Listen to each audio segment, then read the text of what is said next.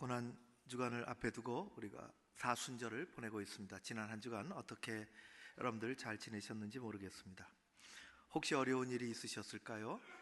혹시 어려운 힘든 일, 또 마음 아픈 일 있으셨는지 모르겠습니다. 아니면 고마운 일이 더 많습니까? 감사한 일, 또 보람 있는 일. 우리는 누구나 일방적인 삶을 살지는 않습니다. 누구는 언제나 불행하고 누구는 언제나 행복하고 그런 삶이 우리에게 존재하지 않습니다. 우리는 어려울 때도 있고 힘들 때도 있고 반면에 또 좋을 때도 있고 감사할 때도 있습니다. 하나님은 우리가 어려울 때 하나님 우리에게 힘을 주시는 분이시고, 우리가 좋은 일 있을 때 우리에게 감사를 가르쳐 주시는 분이십니다. 어려울 때 하나님의 힘이 되어 주시고, 우리가 감사한 일이, 좋은 일이 있을 때 하나님 앞에 감사하는 그 인생은 100점짜리입니다. 좋은 일이 있는데도 감사할 줄 모르고 어려운 일이 있을 때도 하나님 앞에 하나님이 도와주시는 그런 것이 없다면 그 인생은 반대로 빵점입니다. 우리는 늘 똑같은 일을 겪지 않습니다. 그리스도인의, 하나님의 백성의 우리의 정체성은 이 세상에 있지 아니하고 하나님에게 있습니다.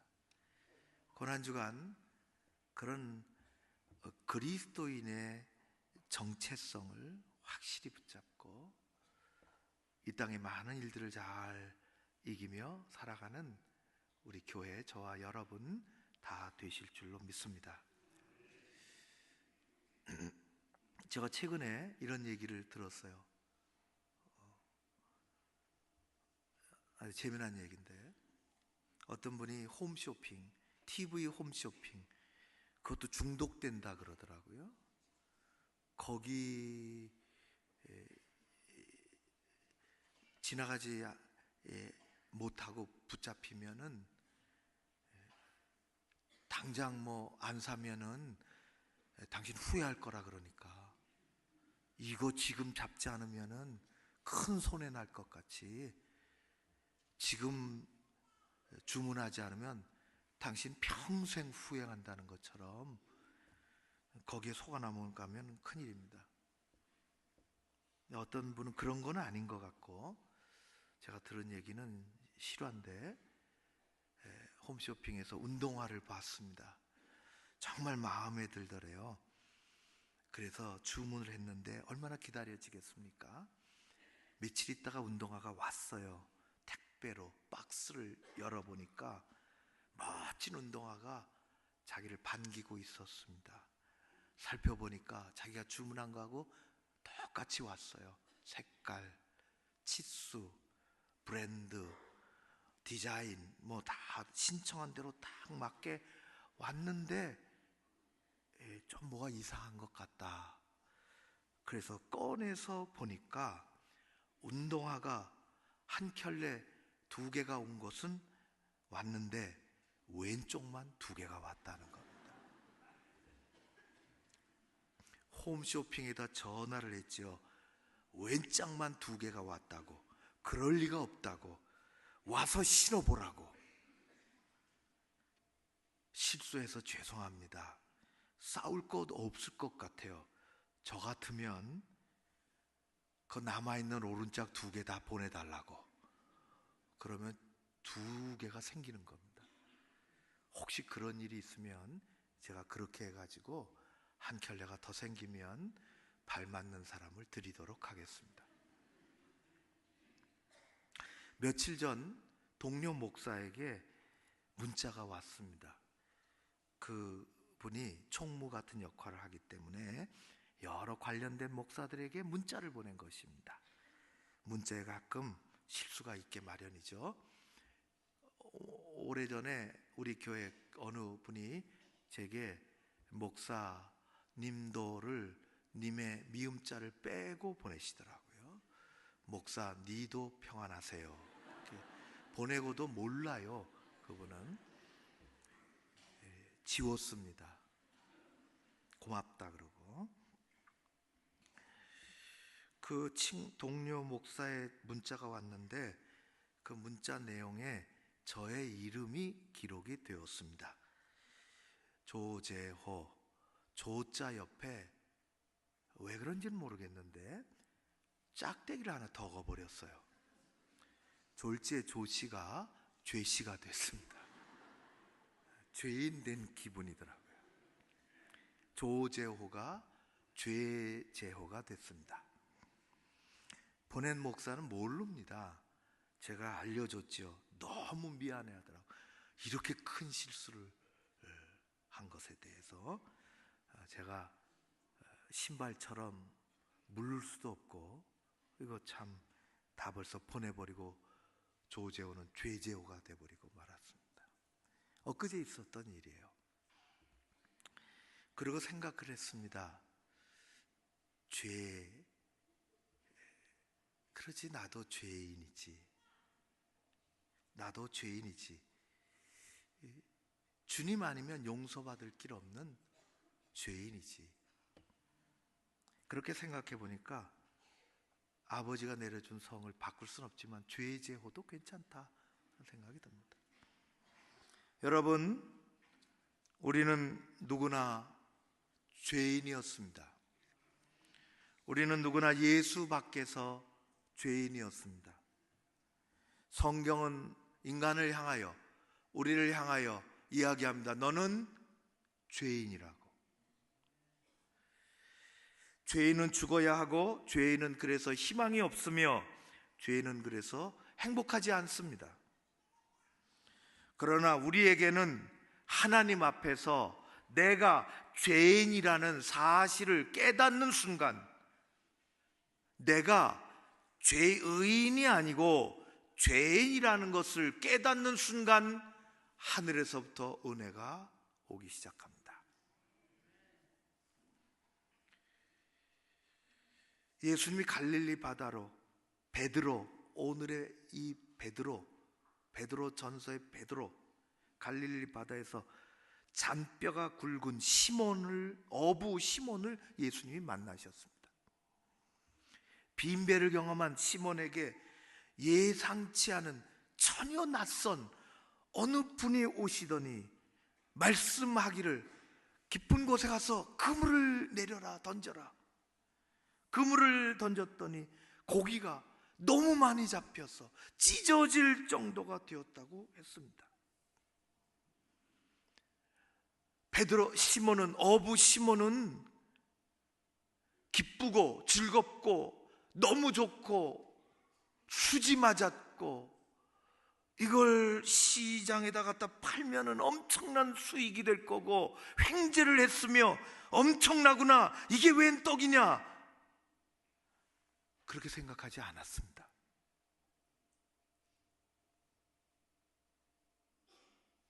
참 놀라운 일입니다. 아무것도 없었는데 어느 분이 오셔서 눈빛이 심상치 않은 그분의 깊은 곳에 가서 저쪽에서 그물을 던지라 말을 들었더니 그렇게 되었다는 것입니다.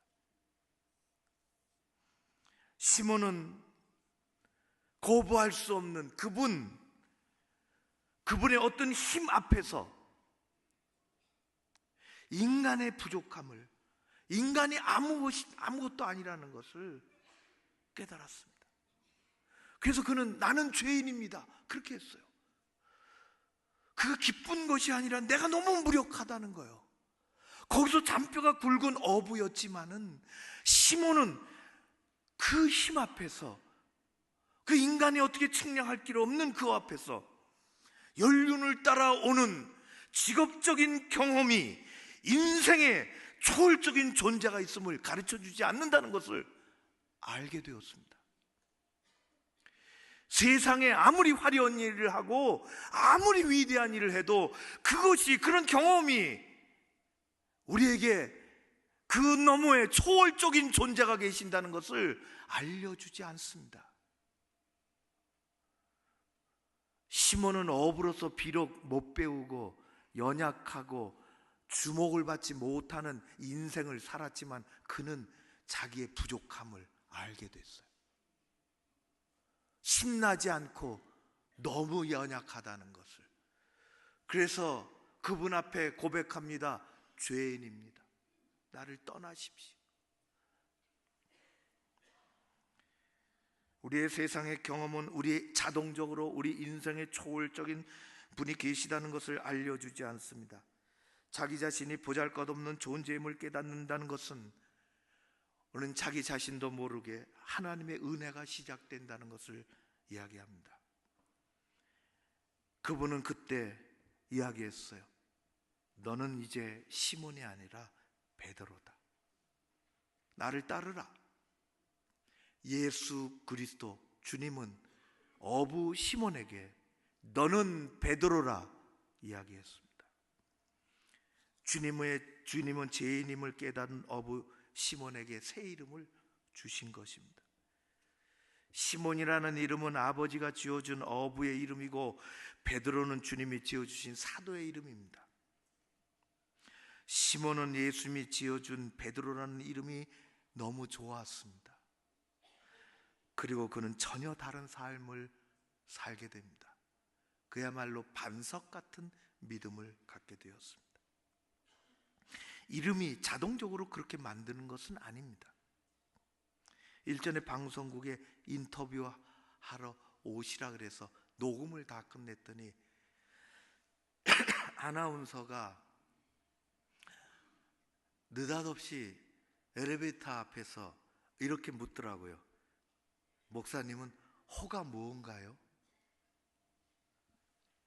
저는 호가 없는데요. 이름의 끝에 호자는 붙어 있지만은 호가 없는데. 아직 호가 없으시군요. 연세도 있으신데. 연세라는 얘기를 듣고 좋기도 하고 약간 싸하더라고요. 연세도 있으신데 호를 하나쯤 지으시지요? 호는 여러 가지 의미를 담고 있잖아요. 인생관, 신앙관, 그리고 인격 등.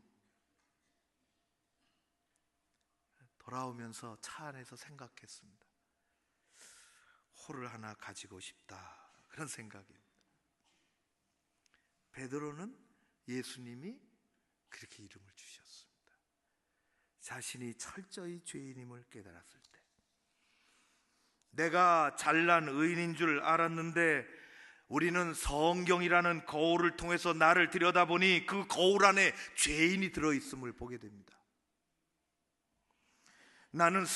우리는 스스로 생각하기를 대체적으로 괜찮은 인간인 줄 알았는데 하나님의 말씀에 비추어 보니 우리는 뭐가 나고 금이 가고 깨어진 그릇에 지나지 않는다는 것을 우리는 알게 됩니다. 그러나 은혜의 신앙생활은 자신을 제대로 보는 순간서부터 시작이 됩니다. 세상은 우리를 향하여 너는 죄인이라 말하지 않습니다. 세상에 누가 나를 향하여 죄인이라 하면 우리는 벌떡 일어나서 주먹으로 한 대 칠지도 모릅니다. 그러나 성경은 우리를 향하여 우리가 성경 말씀을 제대로 읽으면 그 앞에 우리가 죄인임을 깨닫게 됩니다. 성경은 이야기합니다.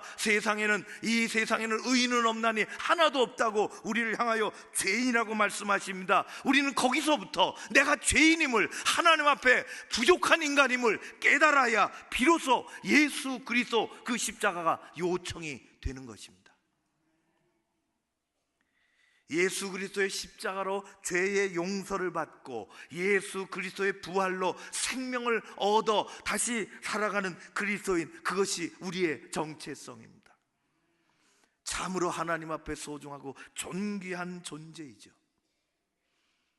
베드로는 시몬이 아니라 사도 베드로는 이것을 깨달았어요. 그가 학문이 있어서가 아니라, 사회적인 지위가 있어서가 아니라, 무슨 직책이 있어서가 아니라, 그는 배운 바가 없는 보통의 사람이었지만 이걸 깨달았어요. 우리는 존귀하다는 것을. 여러분이 가지고 있는 성경으로 오늘 2장의 10절을 같이 한번 읽겠습니다. 사도 바울은 우리를 향하여, 사도 베드로는 우리를 향하여 이렇게 얘기합니다. 전에는 이제는 예수 밖에서는 예수 안에서는. 10절을 같이 읽겠습니다. 시작. 너희가 전에는 백성이 아니더니 이제는 하나님의 백성이요 전에는 긍휼을 얻지 못하였더니 이제는 긍휼을 얻은 자니라. 아멘. 25절입니다. 똑같은 말씀이 반복이 됩니다. 같이 읽습니다. 너희가 전에는 양같 길을 잃었더니 이제는 너희의 영혼의 목자와 감독 되신 이에게로 돌아왔느니라. 아멘.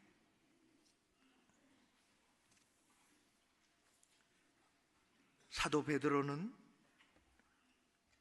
그리스도인이 예수 믿는다는 것 때문에 그 하나만으로 그들의 목숨이 파리 목숨처럼 여겨졌을 때, 그런 박해가 가장 극심하게 일어나는 자행되는 로마에서 살았습니다.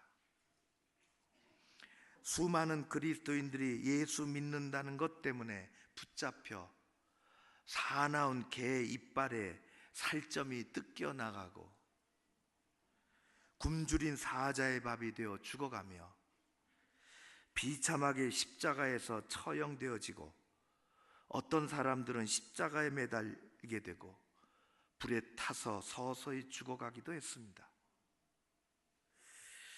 그를 지켜보는 가족들과 믿음의 동료들은 끌려가 죽는 것을 바라보면서 아무것도 할 일이 없었으며, 그래서 많은 그리스도인들은 하나 둘씩 목숨이라도 건져내기 위해서 그들은 정든 삶의 터전을 떠나야만 했습니다. 그래서 거류민처럼 나그네처럼 흩어져서 살았죠. 오늘날 우리가 그리스도인으로서 교회를 섬기며 살아가며 여러 가지, 때로는 왜 내 마음의 감사보다 은혜보다 불평이, 불만이,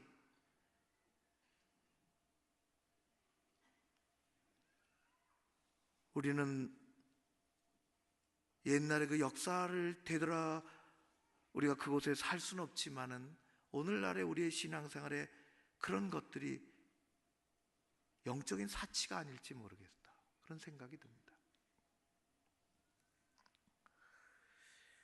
폴란드 태생인 헨릭 셴케비치라는 사람은 소설을 써서 노벨 문학상을 받았습니다. 그가 쓴 책 중에 베스트셀러가 있는데 그것은 원제목으로 하면은 코바디스 도미네입니다. 우리말로 그대로 번역을 하면은 주여, 도미네, 주여 어디로 가십니까? 어디로 가시나이까? 입니다. 영화로도 만들어졌는데 그 책의 중심 흐름은, 내용은 로마 장교와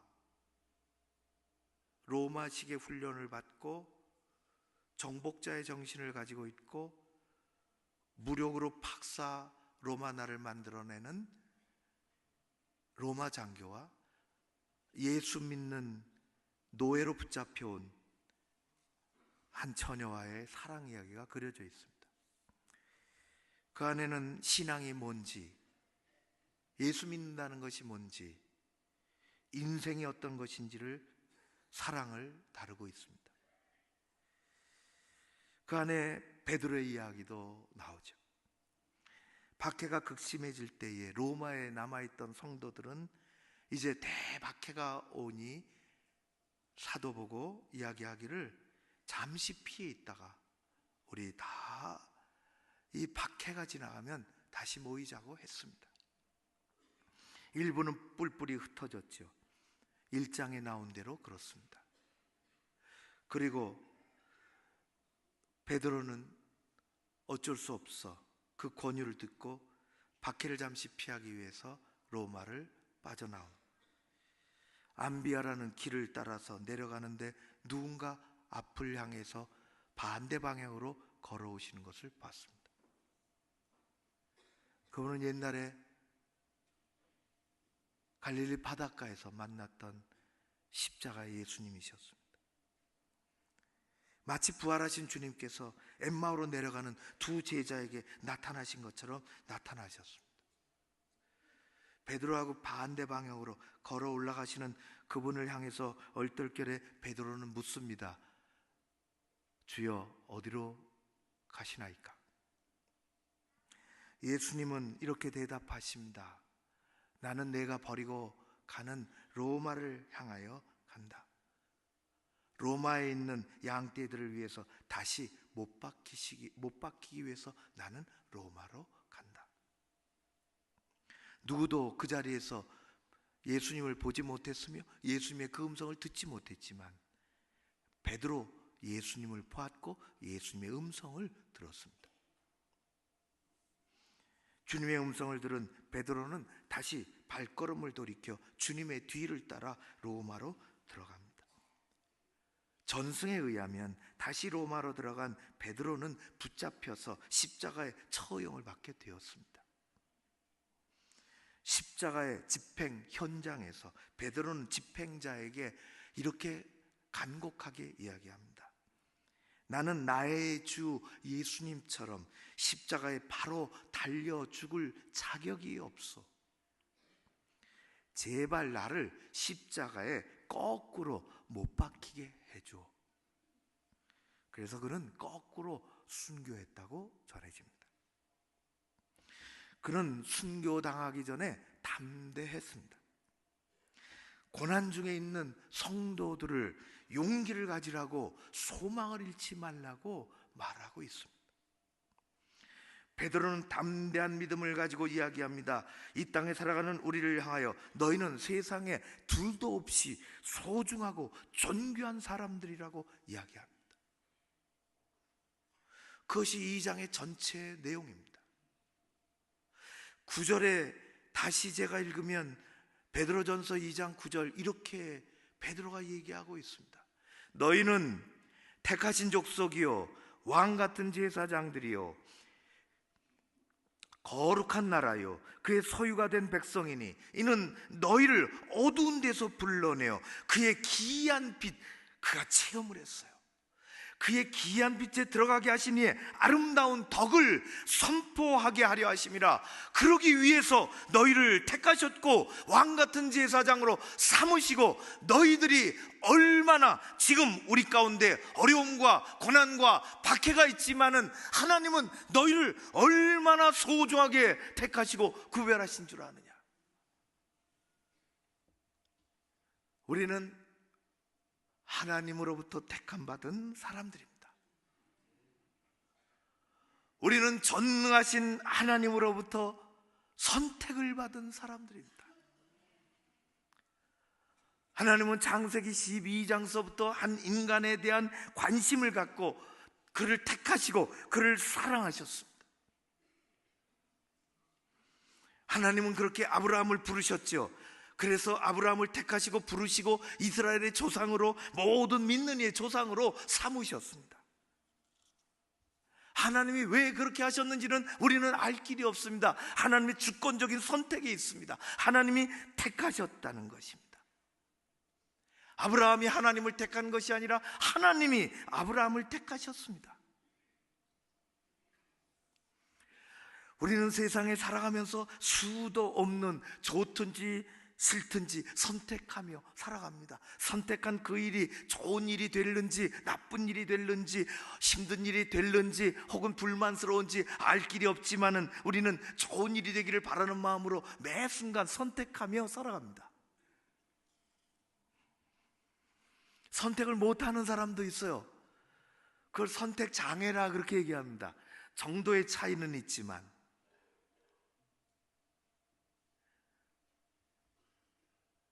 제가 장난감 가게에 가서 봤는데 엄마하고 아이가 왔어요. 어린아이가 장난감 얼마나 갖고 싶겠어요? 선택해야지. 엄마가 하나밖에 안 된다 강조를 계속해요. 하나 장난감 하나. 그러니까 이 아이가 한 10분 만에 울도 마녀. 울상이래, 울상. 이거를 잡으면 저거 갖고 싶고, 저거를 잡으면 이거 갖고 싶고, 두 개를 다 잡고 엄마 얼굴 보니까 하나라 얘기하고 선택을 못 하는 거야. 몇 년 전에 손녀, 죄송합니다, 손녀 얘기해서 있는 분들은 손녀, 손자 있는 분들은 이해할 거고, 없는 분들은 그냥 그렇게 들어주시면 됩니다. 몇 년 전에 할아버지 앞에서 말이죠, 노래를 하더라고요. 프로즌 월드인가? 그거 겨울왕국 거의 외워버리더라고, 완전히. 그래가지고는 그 엘사 노래만 하는 게 아니라 춤을 춰요. 그대로 완전히. 그래서 옷을 사주고, 공주 옷을 사주고 싶어서, 야, 가자. 공주 옷을 사주려고 그런 데 파는 데 갔어요. 사이즈별로 뭐 반짝이가 얼마나 화려한지 다 보니까 중국산이더만요. 말릴 수도 없고 다 점령당한 것 같아. 그리고 왜 큰 소리 치는지 모르겠어요, 요새. 근데 고르라 그랬어요. 못 골라요. 라푼젤 옷도 갖고 싶은 거예요. 모르시지? 라푼젤 옷도 갖고 싶고, 엘사 옷도 갖고 싶고. 좀 후회되는 것은 그때 두 벌을 사줄 걸 생각이 들었어요. 선택장애, 장애는 아니죠. 주저주저 하는 거죠. 친구들이 어울려서 복국집을 갔습니다. 맑은 복국이 맛있잖아요. 저보고 강단에서 음식 얘기하지 말라 그러더라고.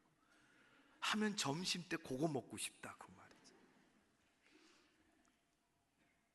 지리로 복국을 다 하나씩 내놨는데 우리는 먹는데 어느 목사님이 한참을 쳐다보고 있더라고요. 왜 그런가 그랬더니 마음에 갈등이 생겨가지고 이 건더기를 집에 그 안에다 넣어놓고 먹을까, 이걸 꺼내놓고 먹을까, 그게 이게 결정이 안 돼가지고. 유식한 말로 하면 햄릿 증후군이라 그럽니다. 영국의 극작가 윌리엄 셰익스피어의 희곡 햄릿. 덴마크 왕자 햄릿은 아버지를 죽이고 어머니와 결혼한 숙부에 대한 복수를 놓고 선택의 갈림길에서 깊은 고민에 빠집니다. 어머니를 위해서 소극적으로 헌신을 회피하며 살아야 할 것인지, 아니면 죽은 아버지를 위해서 적극적으로 상황을 대처하고 이것을 돌파해 나갈 것인지. 그래서 나온 이야기가 죽느냐 사느냐, 그것이 문제로다. 백날 그래봐야 해답이 안 나와요. 선택을 못하는 것입니다. 우리의 인생의 전 과정은 선택의 과정이라고 할 수 있습니다. 선택을 잘할 수 있지만 선택을 잘 못할 수도 있습니다. 점심 메뉴 선택하는 것은 1시간쯤의 영향력을 갖고 있고, 또 옷을 잘 선택하는 것은 그저 한 계절점 정도의 영향력을 가지고 있고, 이사갈 집을 잘 선택하는 것은 한 몇 년 동안 그런 영향을 받게 되지만, 우리의 영원한 삶에 영향을 미치는 가장 중요한 선택,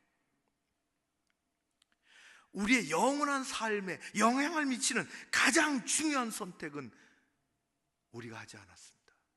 하나님이 우리를 선택하셨습니다. 아브라함이 하나님을 선택하지 않았으며 하나님이 아브라함을 선택하셨습니다. 아브라함을 선택하셔서 떠나라고 말씀하셨습니다. 결단을 하라. 내가 너를 선택했으니 내 말에 순종을 하라. 내가 너를 복주고 복의 통로로 만들 것이다. 이것이 하나님의 계획이요 선택의 길인 것입니다.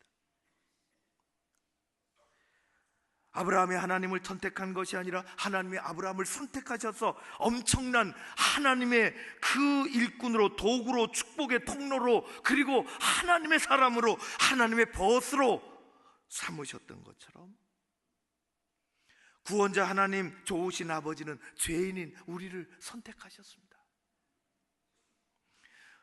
부족한 나를 사랑하셔서 자녀로 선택하셨습니다.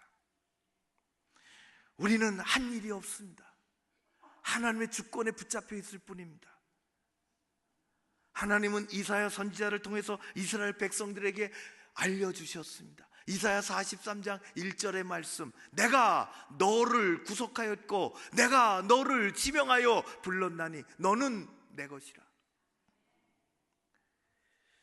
예수님은 앞에 있는 베드로에게 그리고 여러 제자들에게 이렇게 말씀하셨습니다. 요한복음 15장 16절 말씀, 너희가 나를 택한 것이 아니요 내가 너희를 택하여 세웠나니. 왜? 열매 맺고 살라고. 사도 바울은 이것을 잘 알고 있었습니다. 그는 갈라디아서 1장 15절에 아주 깊이 고백합니다. 그의 고백은 이렇습니다.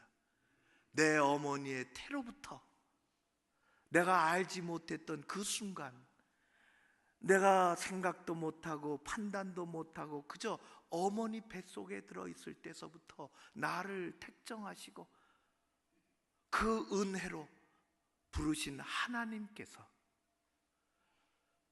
그의 아들 예수 그리스도를 이방에 전하도록 하기 위해 내 속에 나타내 주실 때에 나는 하나님 앞에 순종하며 내가 이렇게 할까 저렇게 할까 선택하지 못하고, 나는 그런 자격이 없어 하나님에게 나아갔노라 얘기하고 있습니다.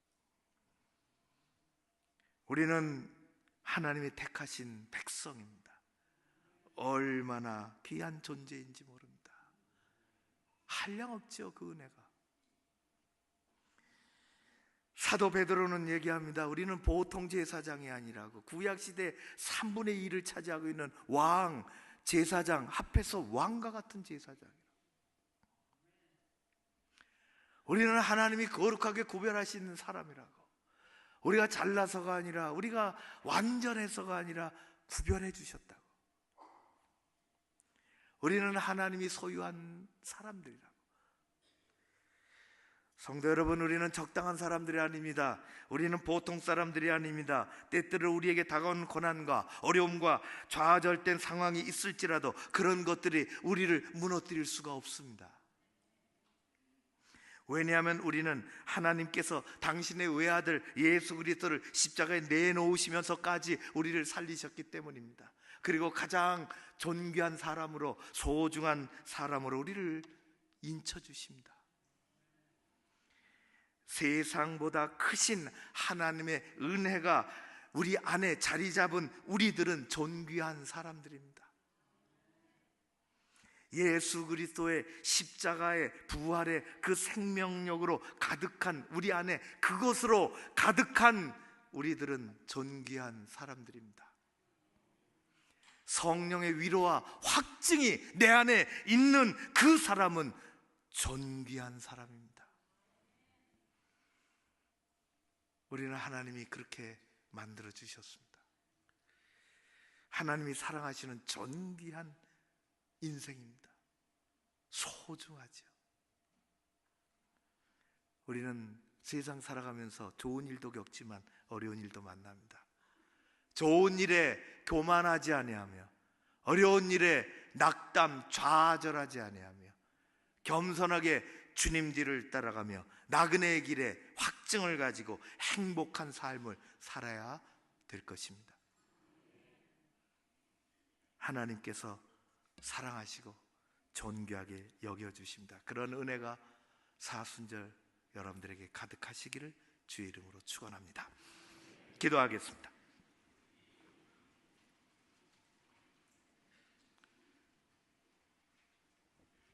무슨 자리에 있다고, 무엇을 해냈다고 하나님께 감사하고 자만하지 아니하며 어려운 일을 겪어도 힘든 일들을 만나도 낙심하지 않고 용기를 가지고 살아갈 수 있게 우리를 만들어주신 하나님 감사드리나이다.